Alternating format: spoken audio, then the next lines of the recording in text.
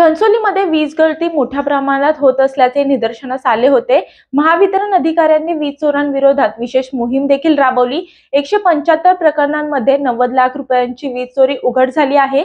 या प्रकरणी 129 जणांवर गुन्हा दाखल करण्यात आला आहे। वीज चोरीला आळा घालण्यासाठी भांडूप परिमंडळाचे मुख्य अभियंता सुनील काकडे यांनी मोहीम राबवण्याच्या सूचना प्रशासनाला दिल्या होत्या। वाशी मंडळाचे अधीक्षक अभियंता सिंहजीराव गायकवाड यांनी वाशी व नेरूळ विभागाच्या माध्यमातून संयुक्त मोहीम राबवली। कलम 135 अंतर्गत 146 प्रकरणे उघडकीस आणली असून 77 लाख रुपयांची वीज चोरी केल्याचे निदर्शनास आले आहे।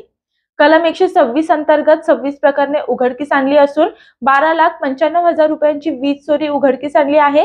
ग्राहकांनी प्रथमच वीज चोरी केली असल्यास कायद्याने सदर गुन्हा कंपाऊंडिंग करण्याची सोय आहे।